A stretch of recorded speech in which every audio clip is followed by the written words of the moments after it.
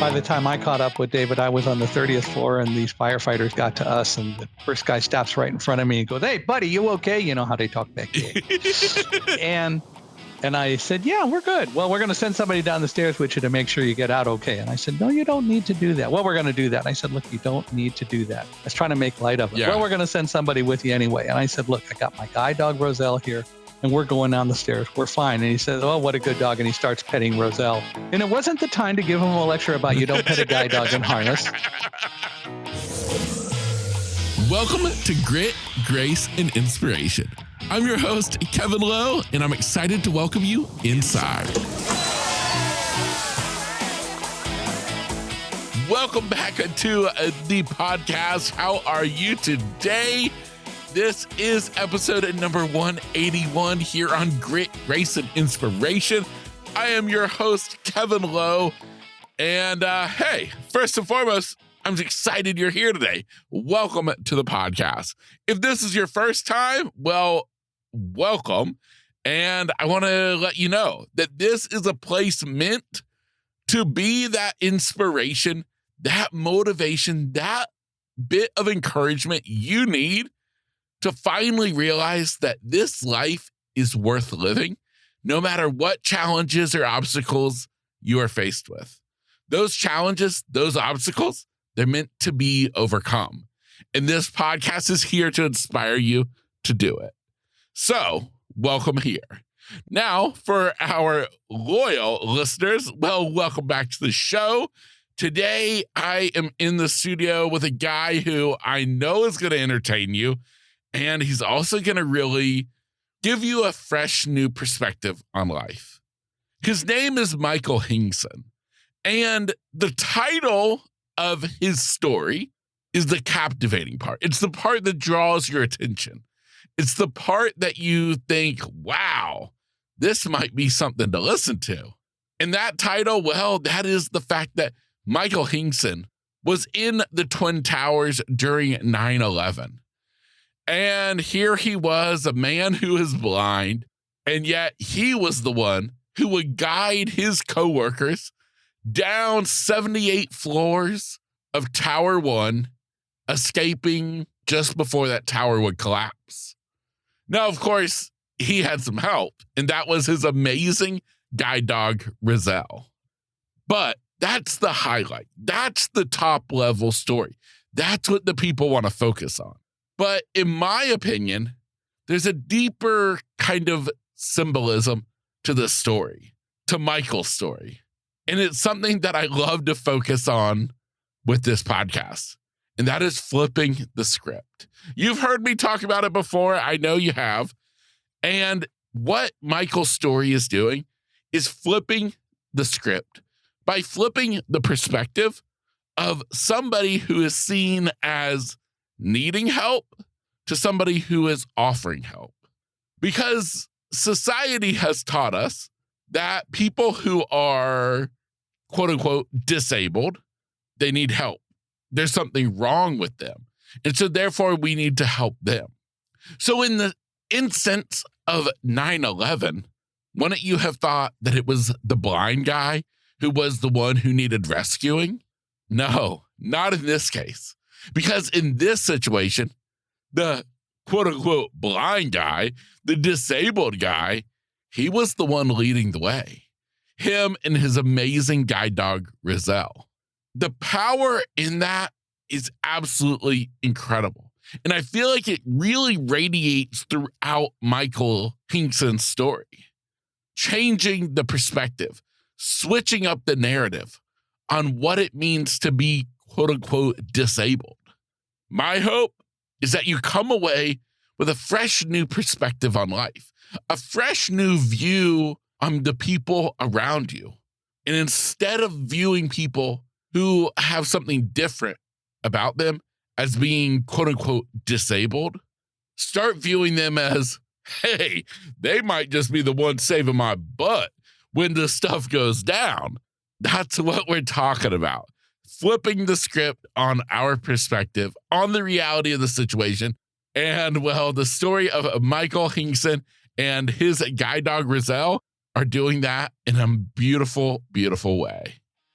So with that said, this is my interview with Michael Hingson.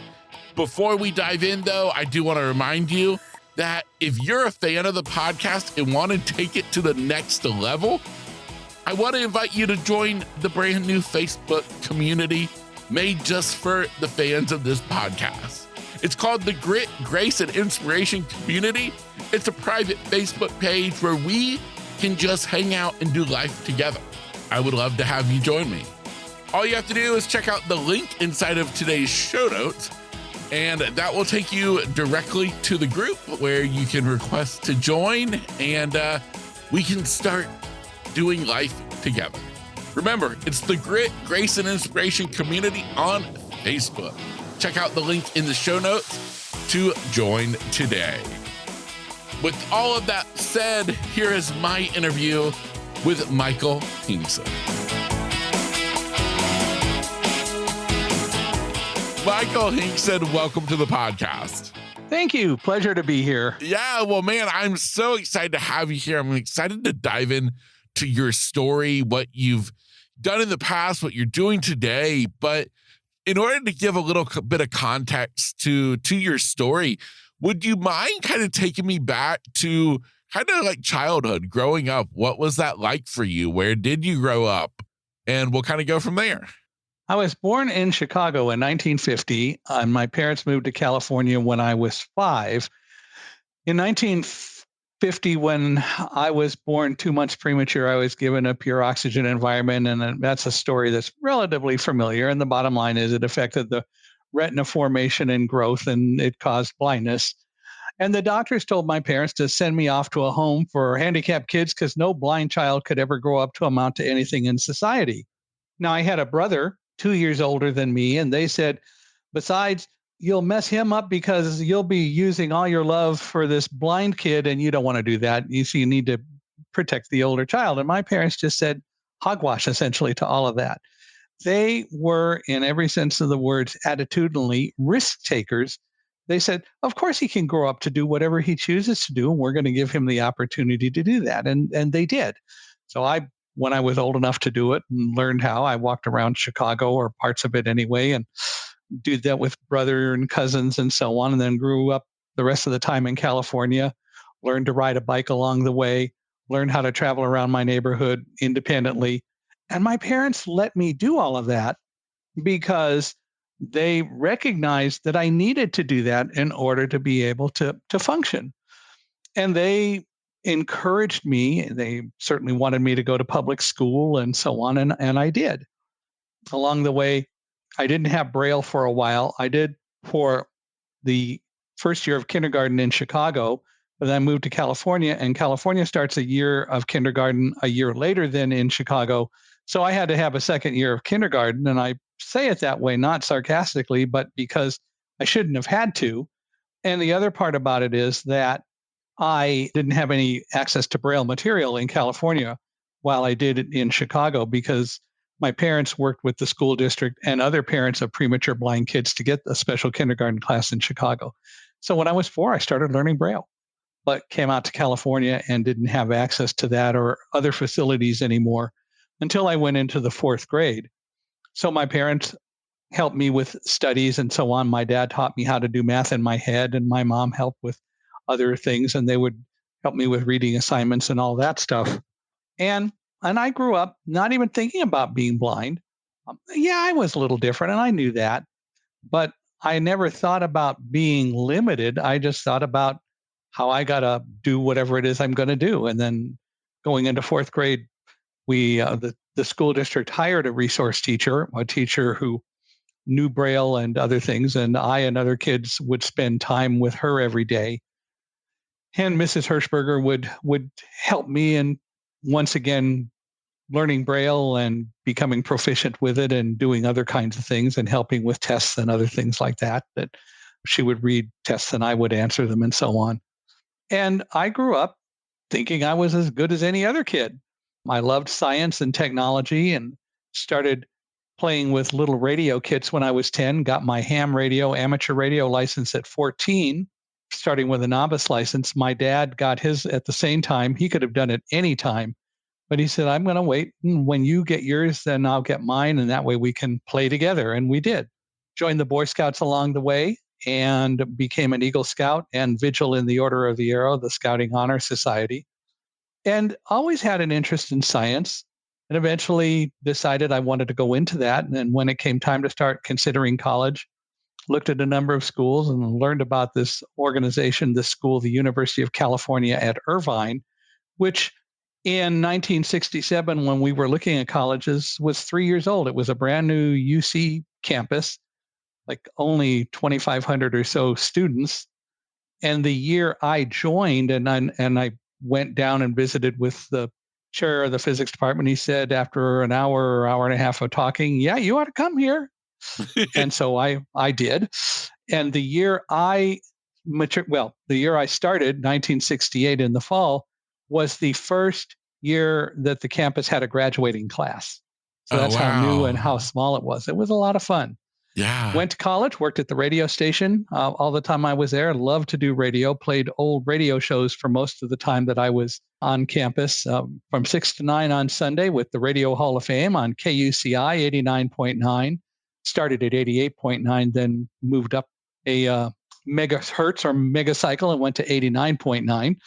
And grew up at campus not even knowing what 60 Minutes was, because I was competing with Wallace, and those other 60-minute people, and had a show that was very well accepted.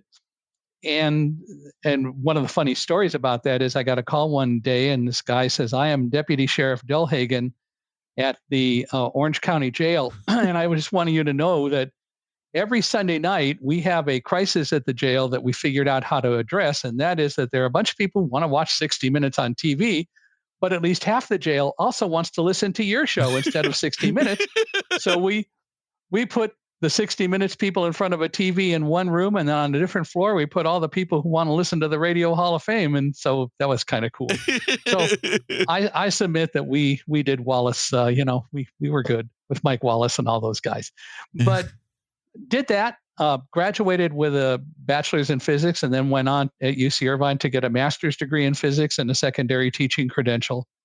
And along the way, I had joined the National Federation of the Blind. And in 1974, early in 75, the president said, there's this new guy that we're working with.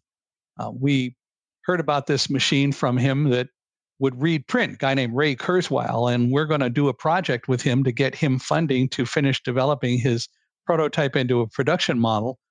And our project is going to be that we're raising foundation funding to buy a bunch of the machines, 5 of these huge washing machine size pieces of technology, and we're going to put them in various places, and we're going to hire somebody to literally travel around the country for 18 months to set up the machines, work the machines, teach people how to use the machines, write recommendations, write training curriculum, basically do the project. And we'd like you to do that because you've got the science background. And so in October of 1976, after college was all over and so on, I flew one Sunday afternoon to Boston, where I'd never been before, and started working, and did that until the project was over, and then went to work for Ray. Wow. So I was very fortunate. I realized that. I was able to get a job right out of college without too much grief. The problem is that after the project ended, Ray Kurzweil said, we're going to hire you. And he did. And he brought me in. That was now 1978. And in like May of 1979 or June of 79, I got called into the office of the VP of marketing, and they said, we're laying you off. And I said, what? And he said, oh, no, don't misunderstand. You're doing a great job. We love what you're doing. But engineering companies often make the mistake of hiring too many non-revenue producing people, and you're one of those because you're not selling, you're doing human factors studies and other things that we need. But more important is that we need revenue producers. And so we have to lay off people who aren't doing things that earn us money directly. So we have to lay you off. Then he kind of paused and he said, unless you want to go into sales, but we don't want you to sell the reading machine. We want you to sell a new technology that we developed. It's a commercial version of the machine that would allow companies to scan hundreds and thousands of pages a day to convert them to electronic forms to go into databases and so on. And as I tell people, I took a micro nanosecond and decided, yeah, I'll go into sales. I'll lower my standards from science to sales. And I did, and they sent me to a Dale Carnegie sales course where I learned all about that. And I've been selling professionally, if you will, ever since. What I learned in that course was I've been selling all my life just to convince people that as a blind person, I could do the same things that everyone else can do. I may not do them the same way, but I can do it. And that message is one that I've used more than once to get other jobs, because in 1984, Xerox bought Kurzweil. I had relocated back to California from the Massachusetts area because Kurzweil was joining forces with Xerox, and they wanted me to help integrate Kurzweil technologically into the technology center for Xerox on the West Coast, and also to sell on the West Coast. And so I did that. But my thanks for that was in late June 1984, I got a FedEx letter on a Saturday saying, your services are no longer needed, so you're no longer employed by us. I was the last salesperson, as I learned, to be let go, but Xerox didn't want salespeople. They wanted the technology, which was too bad, because they made the mistake of losing all the tribal knowledge they could have had from continuing to keep people employed. But then I couldn't find a job, no matter that I had been very successful at selling, always overachieving goal and so on, except for the time that we had a recession and nobody was doing really well. But the bottom line is I eventually started my own company, and I helped other people sell products, specifically computer-aided design systems, very graphic intense systems that people could use like architects to draw houses and develop all the stuff that would normally be done on paper over months and months. A CAD system could do in a matter of days. And so I formed this company with a couple of other people. And what I recognized is I don't need to work the system, but I can learn how to work the system so I can describe it to other people, so that if they want to build a house online or on the computer, I can walk them through the process. So the bottom line is that it worked out really well. And I did that for 4 years. And then I went into the workforce again rather than owning my own company. I decided I had enough of owning my own company, and I went back to work for people. Wow. So that brings you up into the 90s. Yeah. Wow. So, wow. Okay. So I got to back up all the way to the beginning, because what I wanted to say is applaud mom and dad. Yeah. For stepping up and realizing that their knowledge as parents sometimes is a little bit greater than the quote unquote professionals. Well, and the other side of it is that their knowledge as parents and their understanding was they didn't know, but they also felt that the only way to learn was to try. Yes. Which is exactly what they did and what they allowed me to do. Yeah. And I mean, that is so powerful. And I mean, I just had to go back and say that. I mean, that's literally where it started, because what if the parents didn't stand up for what they believed, what they thought? Your life could have looked drastically different. Sure. And I have seen it with any number of other people who were blind from birth because of premature birth, or other kids who became blind along the way fairly young, and parents sheltered them and didn't push them to step out and explore, and assumed that they knew all there was to know about blindness, when in fact they didn't know much of anything, but they were too afraid to learn. And the reality is that what my parents essentially inherently understood is that blindness wasn't the problem. It's our perception of blindness that's the problem. It's our attitude about it rather than it being blindness. Blindness is a characteristic. In our modern parlance today, disabilities do not mean a lack of ability. Disabilities are characteristics. And every person on this planet has a disability. Most people are sighted. They're light dependent. Lights go out, power failure happens. The first thing they do is run for a phone or a flashlight or a candle to get light back in, because they can't function without light. The bottom line is Thomas Edison and the people who invented the electric light bulb invented it as a reasonable accommodation for light dependent people who can't get along without light. Don't tell me that isn't as much of a disability as what I have. The only difference is that technology covers it up. It doesn't change the fact that the characteristic is there. So we really need to start getting the world to recognize that disability doesn't mean a lack of ability. Disability is a characteristic. And we all have characteristics, disabilities, or whatever of one sort or another. And we should not judge other people just because we might not have a characteristic that they have. Yeah, I love it. I love it. And it makes me think of my own life and in situations where I'm with family and I will point out something, oh my goodness, wasn't this amazing? No, no, no. And they're like, oh, I didn't even notice that. And I'm like, exactly what I'm talking about. You guys with your little working eyes, sometimes I think see less than I do. So well, it's true. Yeah, it is. It's totally true. Eyesight by no means is the only game in town. Yep. Hearing isn't the only game in town. People always ask me, well, which is worse, not being able to see or not being able to hear? And I won't make that value judgment. I will, however, say we actually get more information overall from what we hear than what we see, because hearing is much more of a multidimensional thing than eyesight without working at it. But that doesn't mean it's better and that we should say one is superior to the other. That is not a judgment I can make or anyone should make.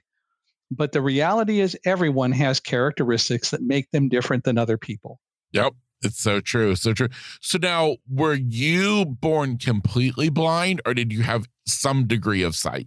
I had some light perception and that was it. Okay. And over time that kind of went away because cataracts developed on my eyes since I don't use them. But the ophthalmologists have said there's no real sense in removing them because you can't see. Well, I don't know.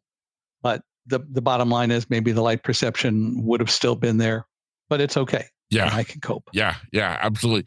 So essentially, I was born and became blind very quickly and totally blind other than a little light perception. Yes. Okay.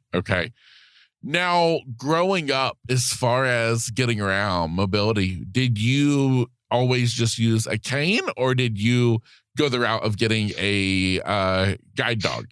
I didn't use anything for the first 14 years of my life, or almost 14 years. Okay. Well, actually the first 14 years, because no one taught me to use a cane, but I learned how to get around my neighborhood and I learned how to be aware of my surroundings. So I could walk to school, I could go around my elementary schools and hear people and either stop and wait for them to pass or walk around them or whatever, as well as anyone really.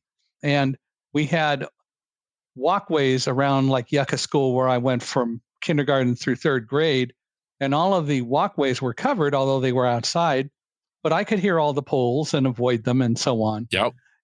But going into high school, we wanted to find something a little bit better because it was a much bigger and more intricate campus. We had made a friend of someone who was using a guide dog, and my parents decided, let's try, because the normal age to get a guide dog was 16, but with support applied, and I got a guide dog, my first guide, Squire, at the age of 14 when I went into high school. But even from the outset, again, I learned guide dogs don't lead, they guide. And my relationship with the dog is best when I give the dog commands as to where I want the dog to go, left, right, and so on. And I have always kept that discipline. I don't want my dog to know where to go, no matter how often we travel the same route. When I see a dog getting into too much of a habit, I'll try to figure out a way to keep the dog from developing a habit of always going to the same place. And sometimes I don't have more than one way to get there.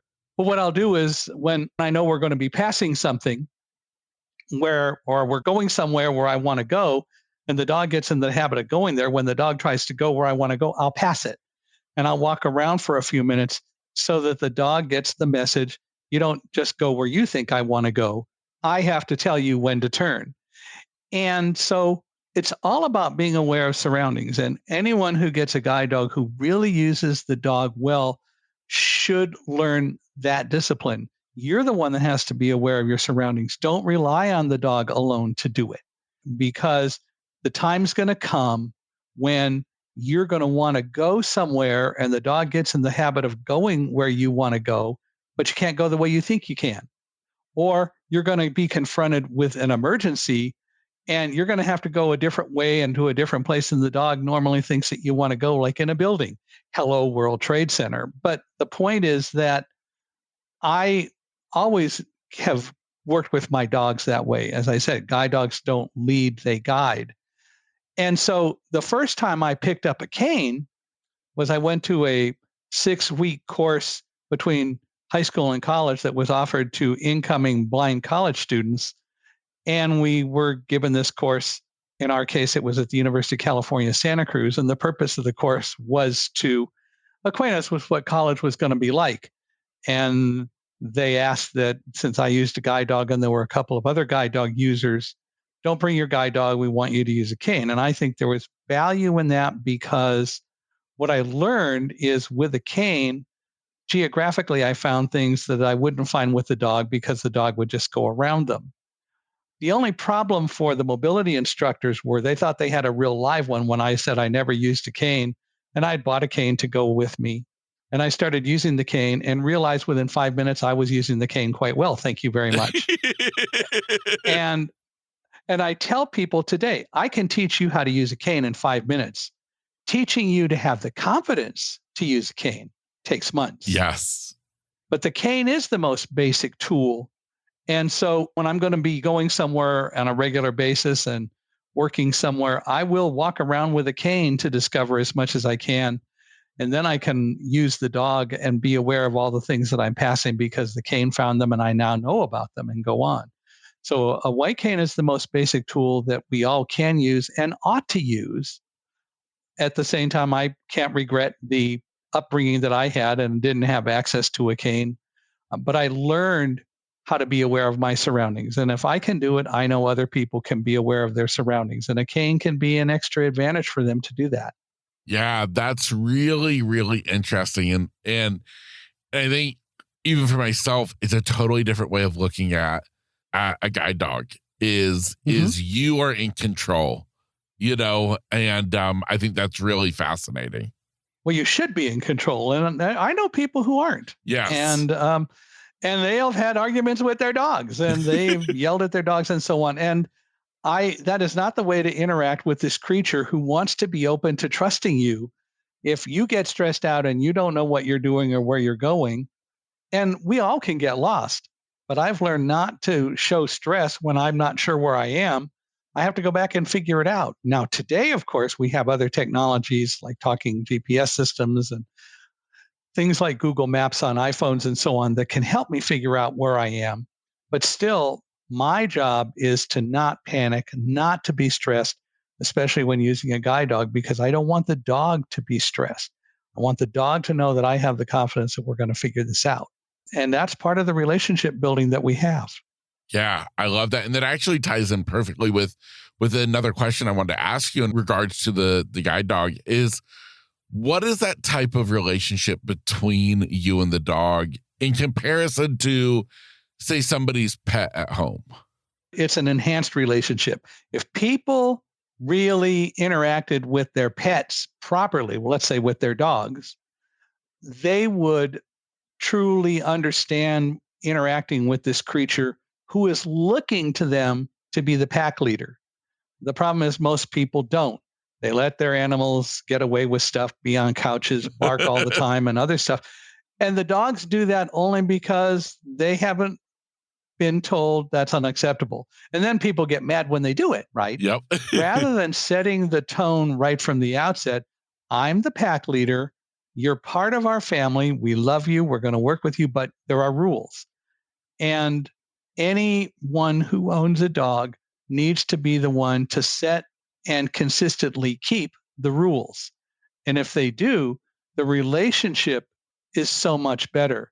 Dogs do love unconditionally, but they don't trust unconditionally. And what we learn is how to develop a trusting relationship with guide dogs, which is something that anyone with a pet can learn to do with their own dogs and cats. But the bottom line is it's developing that trust and being open to trust.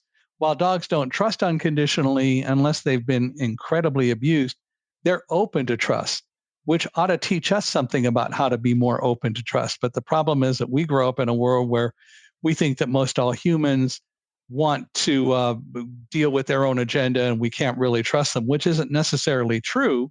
And again, we become more closed to trust. And so we go down this rabbit hole of not trusting. But the reality is that these dogs want to trust us if we set the rules right and if we develop a relationship that says, I'm willing to trust you as well. Yeah, I love it. So powerful. Now, kind of speeding along through life here, kind of getting it back up. Quick question is, at the time of 9/11, how many guide dogs had you had at that time? I had on September 11th my fifth guide dog, Roselle. I got my first guide dog in 1964, the second in 73, the third in 86. Holland worked for 13 years, but a lot of that time later was mostly at home, so there was no need to retire him. Klondike in 86 to 96. Then I got Linny, who became ill in 1999, and that's when I got Roselle. And Linny lasted 3 more years, but not as a guide. Yeah. So I got Roselle in 1999. Okay. Now, what kind of dog was Roselle? A yellow lab. Okay. My first 3 guides were all male golden retrievers. And then the next 4 guides were female yellow labs. And now I have Alamo, who I got in February of 2018, who is my first black lab and a male. Any difference in the breeds in terms of how well they work with you? I think from a standpoint of how well they work, no, because we set the rules and they're very bright animals. Again, it comes down to me recognizing, to put it in the way humans would look at it, I'm a dog trainer and I learned to be a dog trainer and I learned to be a dog pack leader and a teammate. It is as much a teaming relationship as anything else.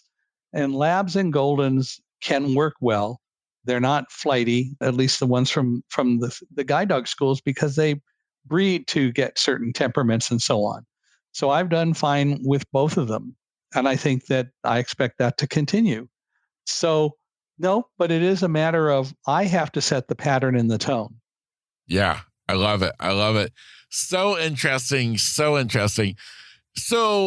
kind of going back to where you left off on the story of your career path, growing up, going into all these different careers, I'm going to assume that your career path is what's going to kind of segue us into 9/11, because I assume that's what had you at the World Trade Center. I joined Quantum and I opened an office for Quantum on the 78th floor of Tower 1 of the World Trade Center. And in August of 2001, one of our major distributor, Ingram Micro, said, can you set up some seminars in New York to teach our reseller partners, our reseller accounts, how to sell products, because we want to increase ATL sales as opposed to other kinds of things. And our partners want to learn how to sell your product. So we arranged to do 4 seminars on September 11th with a total of 50 people coming between all 4 seminars. So 12 or 13 with each seminar that would be done in the course of the day. And so we had arranged for that. And I was going to be the ongoing point of contact. So I did the technical aspects, or was going to do the technical aspects of the seminars. David Frank, a colleague from our corporate office, came back for the seminars because he was responsible for the distribution reseller pricing. So he was there to handle pricing questions. And of course, I would be dealing with doing a PowerPoint presentation showing people how our products work. We were going to have an engineer in later to do a real demo of our products because we had a full demo facility set up in our offices. And so I was going to do a PowerPoint show first for several reasons. One, it was best to give pictorial graphic information like that because that's what most people are visual learners. 2, I wanted to impress them with the fact that a blind guy's going to do the PowerPoint presentation. But the reason I wanted to do that was I wanted them to know that they were going to get everything from me that they would get from anyone else. And it was important to do that. And then David was going to talk about pricing and all that. Well, it was about 8:46 in the morning. David and I were in my office doing the last minute preparations for the seminar. And the last preparation to do was to send a list on letterhead of all the people who were coming to the seminars and send that to the Port Authority people, because there was only one way you could get into the World Trade Center since there had been a bombing in 1993 in the parking lot, the fourth sublevel. And that way was you had to go to security, prove who you were, and you had to be authorized to go in. And the authorization came in one of two ways. They would call up and say, so-and-so was here, and they say they're supposed to be coming up to see you. Or you could fax a list of people on letterhead to Port Authority Security. So when someone came and said, I'm going to a seminar at Quantum ATL on the 78th floor, they could look and make sure that the name was there, compare it with photo ID that someone had to show, and then you'd be given a badge and you'd be sent up, and they didn't have to call every time. And so we were just getting paper to print the list when the plane hit the building. Mm. Wow. Now that day, kind of backing up on the day a little bit, just an ordinary day, anything different? You know, sometimes people talk about having some type of sixth sense about maybe something going to happen that day. Anything out of the ordinary? No, other than we had a thunderstorm at about 12:30 that morning, and the thunderstorm came right over our house in New Jersey. Roselle was afraid of thunder, so she woke me up sensing the storm coming, and she and I went down to our basement, and my wife stayed upstairs in bed with Linny, my now retired guide dog. Linny loved to be on the bed, and well, she had had an illness, and so we cheated with her, but she never took advantage of it. Anyway, so they were in the upstairs and we were in my office, and the thunderclaps were so close and so loud because they came right over our house. They literally sounded like explosions. Should that have told me that something was happening and that I shouldn't go in? I never got that message. Yeah. But that's about the only unusual thing that happened, other than I was going in early. So normally I would take like about a 6:45 train out of Westfield, but I wanted to get there early, and so I arrived to take the 6:18 train. And an announcement came over the speaker that that train had been broken. It was there was some sort of failure, and it was going to be late. So again, thought about that as a problem? No, because that happened from time to time. But anyway, I ended up getting there about the usual time. Wow. So, question about, you know, when we're talking about, you know, you working with a guide dog and you directing them, you're kind of in charge. A place like the World Trade Center, I was never visited there before, but it sounds massive. It sounds bustling. How was it for you and Roselle getting around the buildings? Oh, it was no problem. Again, in some senses, it was easy. In some senses, just as hard to keep Roselle from developing a habit. So we came in on the train from Newark, New Jersey, what's called the PATH train. PATH stands for Port Authority Trans-Hudson. We would come into the PATH station. There were two basic ways to get to Tower 1. So we came in on the fourth sublevel, and we could walk through a door, through the parking lot, to the lobby of to the sublobby of Tower 1, which is really just the elevator entrance, get an elevator up to the ground floor, and then go through and into the tower. Or we could take escalators up and find ourselves in the concourse, the plaza between the towers. And there we could go across the system and into Tower 1 from a different way. There were still only two real ways to do it, but the value for me was that I made sure Roselle never knew which way I was going to take. And even if she figured out, well, you're going through the parking lots, that's fine. But still, there was nowhere else to go, right? Yes. Other than I could have gone the other way and go to Tower 2 and come across, which was another option. But I could work with what I had to make sure that she stayed disciplined. And look, the other advantage of making sure that the dogs don't just know where you're going to go and so they can't second guess you is it keeps them more alert too. Yes. And Roselle loved it, that it was always an adventure. So we had no problem walking around. And I didn't have a real problem inside the complex walking around either. When Lenny got sick in 1999, before I got Roselle, there were times I'd be walking down a sidewalk in the streets of New York and so on, and people weren't watching where they were going and they'd step on my cane and break it. And so then I'm suddenly stuck with a situation where I have a much shorter cane, if you will. And the bottom line, and they wouldn't even stop and they wouldn't offer to pay for the cane they broke, right? Yes. So I love to say that I spent more money buying canes that summer than I would have spent on dog food for a guide dog. Yes. But that's kind of the way it was. And so we did okay. And the real issue is don't get stressed out. Things happen. Even when the cane got broken and was too short to use, don't stress out. So I didn't. Yeah. There's always a way to figure things out. Yeah. Yeah. Interesting. I love it. So now take me back.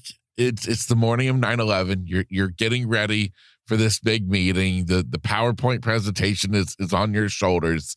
So walk me through what happens next. So it's 8:45 and David and I are reaching, I was reaching for letterhead to put in the printer.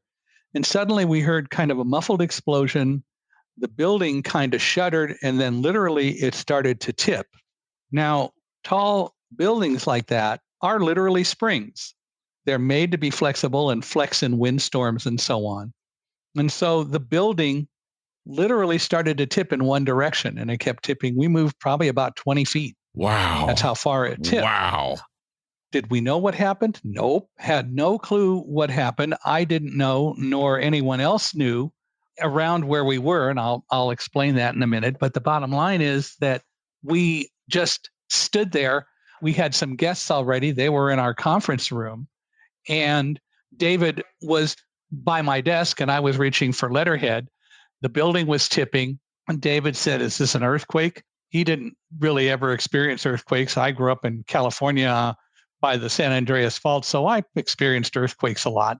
But what happened was that I said to David, "No, not an earthquake because the building's not shaking and going a lot of different directions. It's going one way and that's it." And I said, "Maybe it's an explosion." He said, "Well, I didn't really hear an explosion, but so we didn't know." And a lot of people, of course, say all the time, "Well, of course you didn't know, you're blind." And excuse me, Superman and X-ray vision are fictitious. and the bottom line is that no one knew. We were 18 floors below where the plane hit and on the other side of the building. How are we going to know? Exactly. So anyway, I was standing in my doorway. David was holding onto my desk. Roselle was asleep under my desk. And David and I finally said goodbye to each other because we thought we were about to take a 78th floor plunge to the street. Then the building stopped and it started moving back the other way. And I didn't even realize I was holding my breath, but I was. I remember letting out my breath and the building eventually got vertical again. And I walked back into my office because the first thing I wanted to do was to get to Roselle because I wanted to make sure that we stayed together. And so we did. I went back into the office and I met her coming out from under my desk. And I took her leash and I said, "Heel," which is the command to come around on my left side and sit, which she did. And so she sat down on my left side. And about that time, the building dropped straight down about 6 feet. Why did it drop? Because the spring expansion joints went back to their normal configuration. And so that's all information that I kind of learned later. Yeah. But anyway, then David turned and looked out the window and started shouting, "Oh my God, Mike, there's fire and smoke and millions of pieces of burning paper falling outside our window." And I could hear debris outside the window. Well, I could hear something outside the window, but I didn't know what it was. But I did when he started telling me millions of pieces of burning paper falling outside the window, right? And so the result was that I knew that there was fire and he kept saying that there was fire and we got to get out of here. We can't get out of here right now. And I said, "Slow down. No, we got to get out of here. The building's on fire. There are millions of pieces of burning paper falling outside the window." And I said, "Just slow down." Our guests began to scream because they were seeing it. And they came out of the conference room where they were having breakfast and they kind of waited to see what we were going to do. But I kept saying, "Slow down." And finally, David used what I call the big line. "You don't understand. You can't see it." And immediately I realized that the problem wasn't what I wasn't seeing. It was what David wasn't seeing. That is that I had a Labrador Retriever guide dog sitting next to me, wagging her tail and yawning, going, "Who woke me up?" Not indicating any fear at all. Yep. And when I observed that, I went, okay, so whatever's happening is serious, but it isn't so urgent that we can't try to evacuate in an orderly way. Mm. So I finally got David to focus and said, get our guests to the stairs. Don't let them take the elevators because you've seen fire. And since you've seen fire, that means that it could get into the elevator shafts, which we didn't know at the time, but it did. And anybody in elevator cars would die. So I said, get them to the stairs because I had spent a lot of time learning all I could about the World Trade Center. Remember what I mentioned earlier? That is, that I needed to know what to do. I couldn't rely, for example, on going to lunch with people and them saying, let's go get lunch. And, if you're the selling company, you're buying. And then I say, well, I'm blind. I don't know how to get to the restaurants downstairs or whatever. And then we're going to come back upstairs and negotiate a multi-million-dollar contract.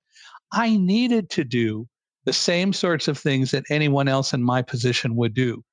And that's why I spent a lot of time initially walking around the World Trade Center with a cane, learning everything that I could, meeting with the Port Authority, emergency preparedness people, the fire people, the police, and others, and learning all I could about the World Trade Center so that I could do the same thing that any leader in any office building or any office in the World Trade Center should be able to do.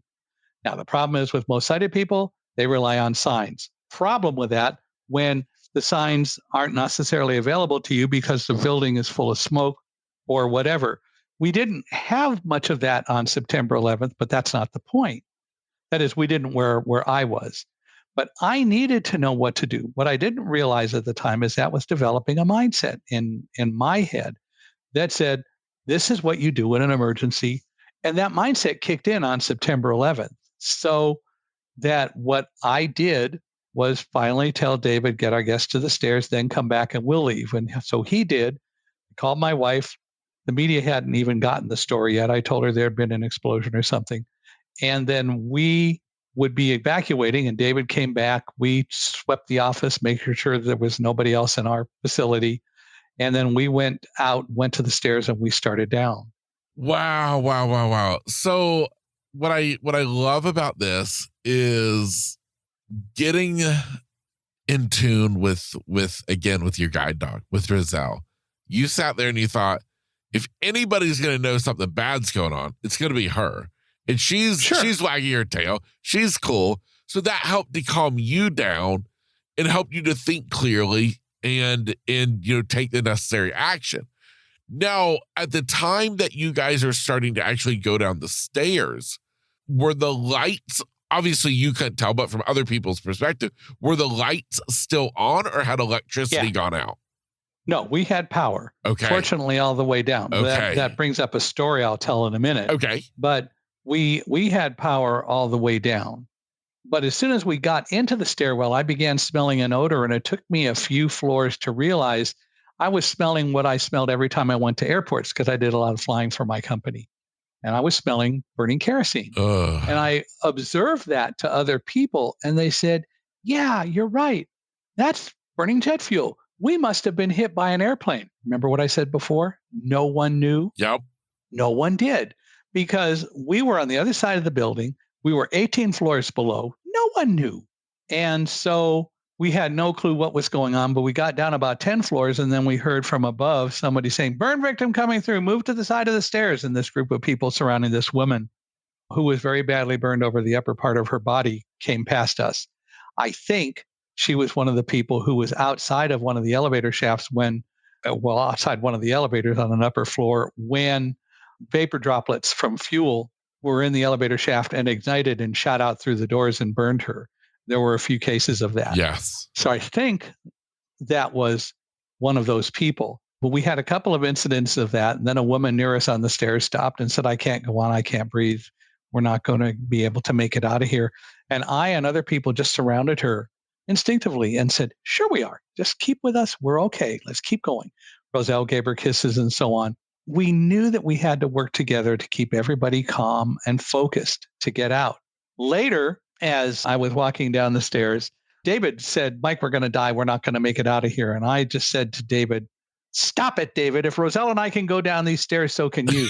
I took that course when I was taking my teacher training at UC Irvine, that secret course, Voice 101, how to yell at students. I love to say that. But seriously, he told me that brought him out of his funk. And then David did what I think is one of the best things I experienced that day. He said, I'm going to walk down the stairs a floor below you and shout up to you what I see. And he said, I want to do that because I got to get my mind off of what I'm thinking. We're going down the stairs. And I said, fine, that's good. Go ahead. Yeah. So I'm on the 49th floor and David's going, 48th floor, all is good here, going on down. And he kept doing that. And eventually I'm on the 45th floor and he goes, 44th floor. Hey, this is where the Port Authority cafeteria is, not stopping, going on down. Why was that so great? It was great because, although I don't think he realized it at the time, what David was doing was shouting up to me that was benefiting him because it gave him something to do. But he became basically a focus point for anyone who could hear him. Yes. And anyone who could hear him knew that there was some place and someone on the stairs above or below them, thousands of people above or below him who could hear him and who realized there's somebody in the complex on the stairs who's okay. And we'll just listen to him and we'll go down and we won't panic. And they didn't. He had to help so many people stay focused on the stairs. And so he did that. After the thing with David, though, we had gone down a few more floors and I decided, I realized that David had gotten very quiet. And that's when he said, Mike, we're going to die. We're not going to make it out. And conversation was starting to die down on the stairs. So I just said, okay, everybody, I want you to listen up. I happen to be blind. And again, I don't know, and not everyone could see me. I happen to be blind and I've got my guide dog, Roselle, here. If the power and lights go out, we're offering a half price special to get you out today. And I said, what a great way to lose weight, huh? Because I also said, sometime after they let us back in the building, because we knew that instinctively they weren't going to let us back in. We had no idea it was going to collapse. I said, first day we all get back, let's meet on the 78th floor at 8:45 in the morning and walk down the stairs together. What a great way to lose weight, huh? I wanted to bring humor into it. Yes. And again, my mindset was staying focused on working with Roselle. I kept praising Roselle. I needed her to know I was okay by saying, good girl, what a good dog, all the way down. That also helped other people who I learned later followed me down the stairs because they told me later, hey, you're just telling your dog she's a good dog. And we joined the group going down about the 54th floor and you just passed us. And we figured if you can do this, we can do this. And you're not panicking at all. So we're not going to panic. And that happened all the way down the stairs. Wow. So, those are the kinds of things that occurred. Yeah. Now, at that point, and I don't even know if this was too early on, but I would imagine, did you encounter emergency workers, firefighters on the stairs? We got to encounter firefighters about the 30th floor. David shouted up. I was like on about the 32nd floor and he was at the 31st floor, I think. And he said, I see firefighters coming up the stairs. Everybody move to the side and let them by. By the time I caught up with David, I was on the 30th floor and these firefighters got to us. And the first guy stops right in front of me and goes, hey, buddy, you okay? You know how they talk back there. And I said, yeah, we're good. Well, we're going to send somebody down the stairs with you to make sure you get out okay. And I said, no, you don't need to do that. Well, we're going to do that. And I said, look, you don't need to do that. I've grown up. I live with my wife and nobody else. I hardly ever feel lonely when I leave home. We're good. I was trying to make light of it. Yeah. Well, we're going to send somebody with you anyway. And I said, look, I got my guide dog, Roselle, here, and we're going down the stairs. We're fine. And he says, oh, what a good dog. And he starts petting Roselle. And it wasn't the time to give him a lecture about you don't pet a guide dog in harness. And it wasn't the time to give him a lecture about blindness isn't the problem, eyesight's the problem when you think that it's the only game in town. So I just said to him, look, I also got my friend David here, and David and I are going down the stairs, and he turns to David and he goes, you're with him? And David says, yeah, leave him alone. He's good. Okay. And so they left, going on up the stairs, petting Roselle, and then going on up the stairs. Look, why did I resist? Because I didn't want to hear on the news later that somebody got injured because one of the firefighters was out of their normal formation or not where they usually would be because they were helping some blind man go down the stairs because I didn't need that. So it's all about team, because I knew that they were a team. I had learned a lot about how they operate, and I knew that they were also a team. And so it was important for them to be able to continue to do what they did. And they didn't need to help me down the stairs. There was nothing they were going to be able to do, especially when I knew that what they'd probably do is grab my arm and every time I took a step, lift me up sort of so that I wouldn't trip on. That's what people do. Yes. Because they don't know how to walk sighted guide. Yes. So the bottom line is that, they went on up the stairs and then we went down the stairs. Wow. Is exactly what you encountered, though. I mean, in the big picture thing, knowing now, is exactly what we hear about is they go up the stairs when everybody else is going down. Well, they have to. And they had to carry, as David described it, on their backs, all their equipment. Maybe he said 100 pounds, it was like 60-pound packs, but they were carrying fire axes, oxygen cylinders, shovels, and other equipment to fight the fire. And the reason is because where would you put the firefighting equipment in the building? On the 80th floor? What if the fire was on the 79th floor, right? Yep. You still couldn't get to the equipment. They had to carry the equipment up the stairs with them. Of course. And they did. Of course. So now, obviously, you guys reached the ground level. What's that experience like getting out of the building? So we got to the ground level. David, of course, had reassumed his scouting position. And so he was a floor below me, firefighters notwithstanding. And going down the stairs as they were passing us, several of us, and me included, said, "Can we help you guys?" And they said, "No, you go down and get out. We'll deal with upstairs." Anyway, we got down and David suddenly said, "I'm on the first floor. There are water sprinklers creating a curtain across the stairwell. And you got to run through it." Well, that was so that they would keep fire either in or out if it happened to be around the stairs. And then he was gone. So I got to the first floor. And then I heard this torrential downpour, and I just picked up Roselle's harness. I said, "Forward," and hop up, which is a command to pay attention and speed up. And we ran through this torrential downpour of water. Yeah. And found ourselves then on the other side in the lobby of Tower 1 of the World Trade Center. The water was ankle deep because the revolving doors were pretty watertight, not airtight necessarily, but the building was literally somewhat filling up on the first floor with water. So we had to slog through that, and there were broken ceiling tiles below us because when the building torqued, it dropped tiles and so on. And this guy came up to David and me because David was waiting right on the other side of the stairs when I came out.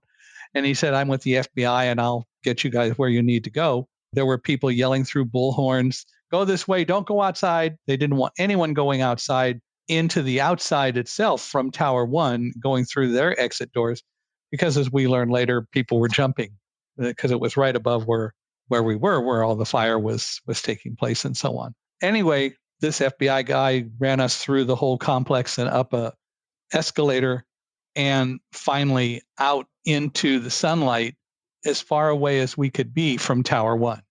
And when we got outside, we were told to leave the area. David looked around and said, "Mike, there's fire in Tower 2. I said, "What are you talking about?" He said, "There's fire in Tower 2. We had no clue. So we just thought maybe because when our building was tipping, it was tipping toward Tower 2. I knew that. Yes. Maybe what was going on was that the fire jumped across. We had no clue. And no one was telling us. The firefighters and the stairs weren't telling us. I love information. It would not have panicked me to know what was going on. Yeah. But they didn't know that, so they wouldn't tell us anything. Anyway, we were told to leave the area. We did. We walked over to Broadway, and then we went north on Broadway, so we were on the west side of the street. And so there was a building to my left and Broadway to my right. We walked up several blocks. We got to Vesey Street when David said, "I see the fire real clearly in Tower 2 now. We're pretty close to it. I want to stop and take some pictures." Well, he did that. I took out my phone. I couldn't get through to my wife. The circuits were busy. And as we learned later, it was because people were saying goodbye to loved ones.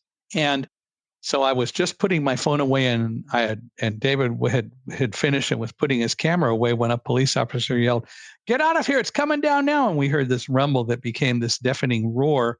The sound I describe as kind of a combination of a freight train and a waterfall. You could hear glass tinkling and metal clattering, and then this white noise as Tower 2, which was maybe 100 yards or so away from us, just started to collapse and pancake straight down, which is how it was designed to do. And everyone turned and ran. David ran. He was gone. I literally lifted Roselle by the harness, turned her around 180 degrees, and we started running back the way we came. We got to Fulton Street. We turned right on Fulton Street, went about 25 yards, and caught up to David, who had stopped, realizing he had just ran off and left me and was going to try to come back and find me. But I caught up with him first, and he apologized. I said, "Don't worry about it. Let's keep going." And we started running together. And then suddenly we were engulfed in all the dirt and debris, the dust cloud from Tower Two's breaking up and collapsing. And we knew we had to get out of it because, as David said, he couldn't see his hand 6 inches in front of his face. And while that was happening, he observed that there's all this dust. And I knew there was a lot of dirt and dust because with every breath I took, I could feel it going into my throat and down my throat and settling in my lungs. So as we were running west on Fulton Street, there was a building on our right. And I started telling Roselle, right, right, giving her hand signals and yelling, right, right. I don't know whether she could hear me over the noise of Tower 2 collapsing. I don't know whether she could see my hand signals. But I was also listening for an opening. David, as I said he could only see his hand 6 inches in front of his face and not even that far. But suddenly I heard an opening on the right, as I know how to do. And obviously Roselle knew what I wanted. She turned right. She took one step and she stopped and she wouldn't move. And I said, "Come on, Roselle, keep going." And she wouldn't move. And I realized, hey, there's got to be a reason she stopped. And I investigated and discovered we were at the top of a flight of stairs. We stopped. She got praise and a hug for that. And then we walked down the stairs and found ourselves in the arcade entrance to the Fulton Street subway station. And we stayed there for a while. There were a few other people there. And then a guy from the subway system came up. He introduced himself as Lou, an employee of the subway system. And he took all of us down to an employee locker room. And we stayed there for probably about 10 or 15 minutes when a police officer came and said, "The air is clear up above. You can't stay here. You need to leave now." And then he turned without waiting for any discussion. And there were about 8 or 9 of us. We followed him back up the stairs and outside where we had gone into the subway system. And as soon as we got outside, David looked around and he said, "Oh my God, Mike, there's no Tower 2 anymore." And I said, "Well, what do you see?" And he said, "All I see are pillars of smoke hundreds of feet tall." I said, "You sure it's there?" And he said, "Yeah, it's not. Well, it's not there. You sure it's not there?" And he said, "Yeah, it's not." We stood there for a moment and then we just turned and continued west on Fulton Street. And we walked for about 10 minutes, maybe a quarter of a mile going across town. Then we heard that freight train waterfall sound again. We were in this little plaza at the time. And David looked and he said, "I see another dust cloud coming at us." And we went behind this small retaining wall and hunkered down and just waited till all the noise stopped and the wind stopped and everything else. And when it did, then we stood up and David looked back and he said, "Oh my God, there's no World Trade Center anymore." And I said, "What do you see?" And he said, "All I see are fingers of fire and flame, hundreds of feet tall and pillars of smoke and no towers. It's all gone." And we stood there not understanding. We were there maybe a minute or so. And then I decided I'm going to try to call my wife again. And actually this time I got through. And she's the first one who told us how 2 aircraft had deliberately been crashed into the towers, one into the Pentagon, and a fourth was still missing over Pennsylvania, which is Flight 93 United that crashed into Shanksville because people retook control of the plane. And so that's when we first learned what was going on. Who would have thought? We went into the towers, minding our own business, just doing our jobs, and suddenly, in the blink of an eye, if you will, it all changed. Yeah. And spent the rest of the day getting back toward home. Eventually learned the trains were running back to New Jersey, so we went to Penn Station. We had first gone to the apartment of a friend of David's in the university area, stayed there for a couple of hours, then I learned the trains were running, and David wanted to go back up to where he was staying with his sister on the Upper East Side. So we got me to Penn Station, and then David left to go on up to where his sister was, and I took a train to Newark and then another train to Westfield. Meanwhile, and I tried to stay in touch with Karen as much as I could, my wife, a friend of ours, Tom Painter, who Karen had known since high school in California, who had also moved to New Jersey, not knowing whether I was in the World Trade Center at the time or not, just came down to be with Karen and me, or originally with Karen. He drove her to the train station in our wheelchair accessible van because Karen's been in a chair her whole life. And they met me at 7:00 and we went home. The first thing I did was I took Roselle's harness off and I figured I'd take her outside. she would have none of it. She just turned and ran, grabbed her favorite tugboat, and started playing tug of war with Linny. It was over for her. It was done. She wasn't threatened in any way. She had no fear. And so it was all done. She said, I'm done with the day. It's time to go play. And then eventually she went outside, but it was over for her. Mm. And we started making sense or trying to make sense out of it. And the next day I called Guide Dogs for the Blind, where I've gotten my dogs. And among other things, I talked to, and I called because Karen reminded me that some of the people at Guide Dogs visited us in New York and came to see our offices in the World Trade Center, and they would remember it. So we called Guide Dogs, and I, among others, talked to Joanne Ritter, who at the time was their public information officer, and said, "Can I put out a story?" And I didn't think much about it. I said, "Okay, sure." And then she said, "You're going to be pretty visible. Who do you want to be interviewed by first?" And I said, "Oh, Larry King." And 2 days later, which would have been Friday the 14th, we went on Larry King Live for the first of 5 interviews. And we got pretty visible after that. And then people started calling and saying, we heard about your story. We saw you on Larry King and other interviews and so on. We'd like you to come and tell your story, but we want you to tell us the lessons we should learn from all of this. And I started to realize, if people want to hear about this and are genuinely interested, it's a lot more rewarding in terms of spiritually, and it could be financially rewarding because they want to hire me to come. It would be rewarding to switch careers. And so I did. I became a keynote speaker. I also worked at Guide Dogs for the Blind for a while as their public spokesperson while traveling and speaking all over the world. So I have been doing that ever since the end of 2020 or 2001, beginning of 2002. And I've been speaking ever since. So I've been a keynote speaker traveling the world, talking about not just the story, which I know is an evergreen motivational story, but also trying to get people to understand the value of trust and teamwork, trying to talk more about leadership, making better life choices, and really getting people to understand that we're all in this together and we need to learn to work together, and having a lot of fun doing it. Yeah. Now, would you say that you were always kind of a natural born leader, or was it that day in the Trade Center when that kind of shined through? Well, I never thought of myself as a naturally born leader, but I thought of myself as being competent. And I'm sure that sometimes competent to the point of arrogance, and I've tried to learn not to be. But I've learned that reality is that everyone can be a leader depending on the circumstances and the time. And leaders and bosses need to recognize that there are times on the job when somebody else should take the leadership position because they have skills for a particular situation that maybe the leaders don't have. And the real leaders are the ones who can see that and allow that to occur. Yeah, I love it. Now, so you kind of make this full career pivot. You're speaking. At what point does writing a book come into play? Well, actually, in 2002, we were at the American Kennel Club Canine Eukanuba Championships in Florida because Roselle was going to be honored as the canine hero and getting the award for canine excellence as guide dog in 2002. And I met George Berger, who was the publisher of the AKC, American Kennel Club Gazette. And he said, "You ought to write a book." I said, "I hadn't thought about it." And so I went back and he said, "I'll help you." And I started making a lot of notes and looking at options as the way to do it.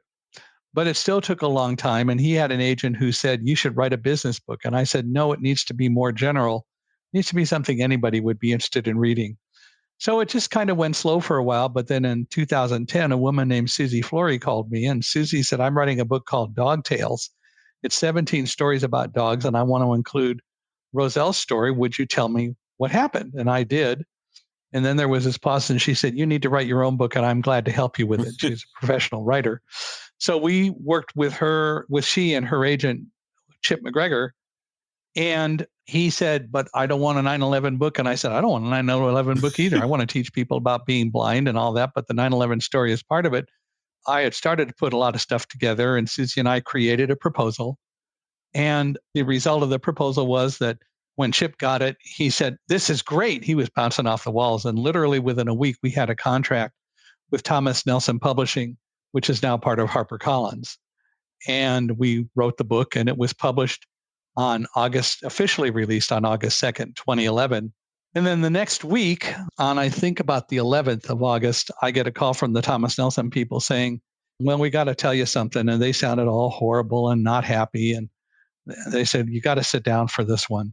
And I said, well, Karen, sitting, does that count? Because, she's in a wheelchair, right? And they said, no, you have to sit. So I said, okay, and I was. So I said, okay, I'm sitting down. And the next thing I hear is, in its first week out, Thunderdog is on the New York Times bestseller list. And they're bouncing off the walls back there in Nashville is what they were doing. Yeah.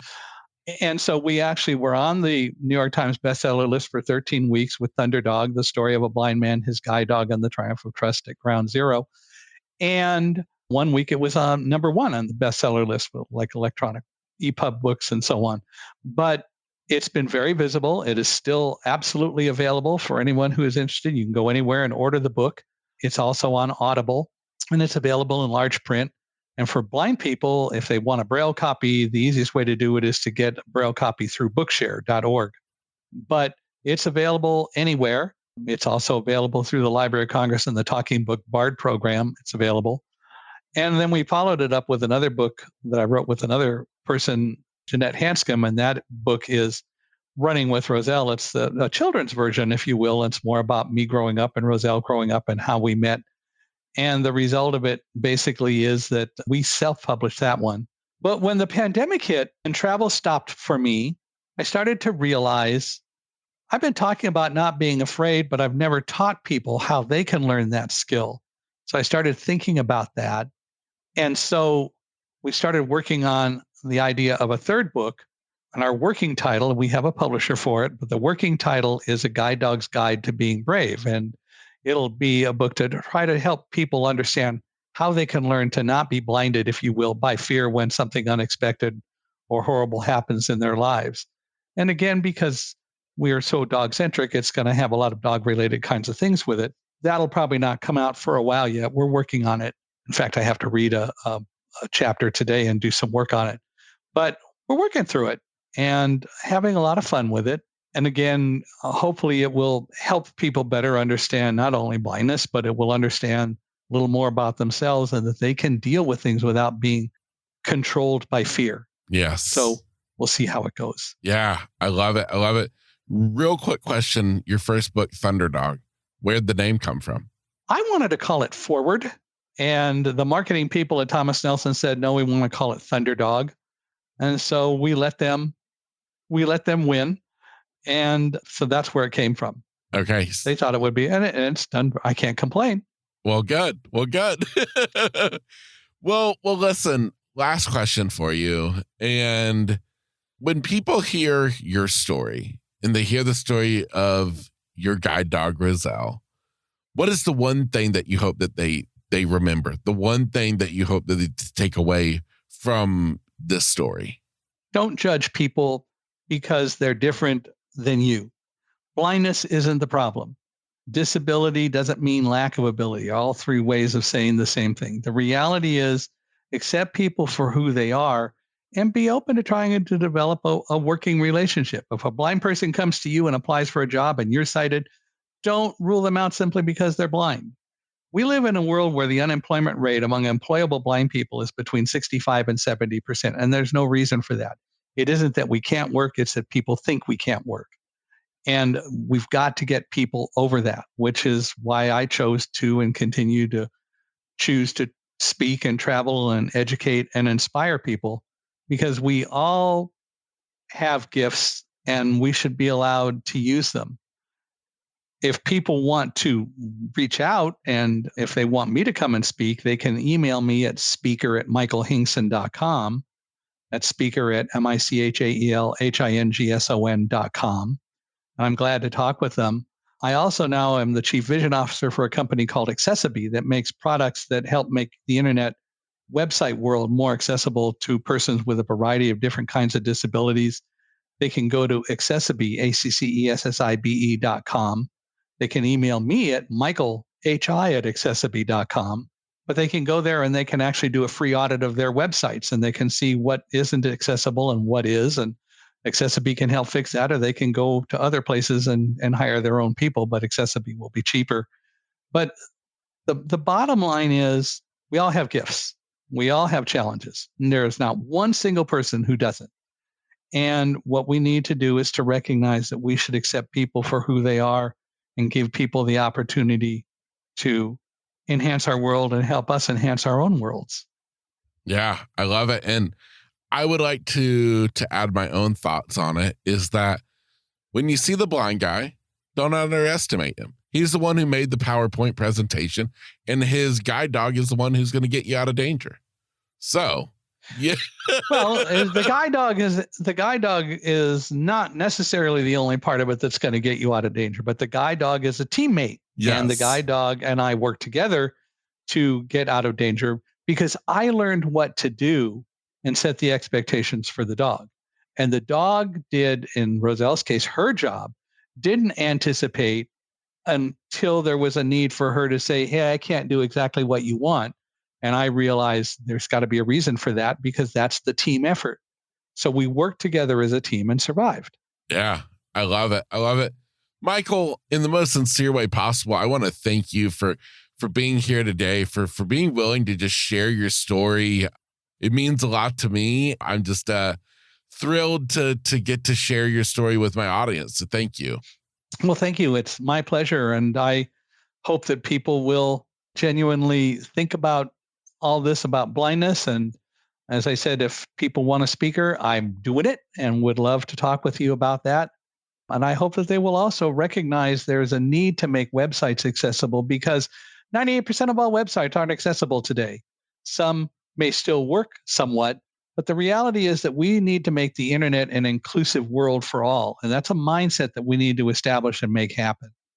Absolutely. Absolutely. Well, I love it. And, Michael, again, thank you. And for you listening today, my hope is that you took something away, that this interview with Michael not only entertained you, but maybe gave you a deeper kind of insight on life and an insight on people with differing abilities and how in the big picture, we're really not all that different from one another. We all just have our own unique gifts.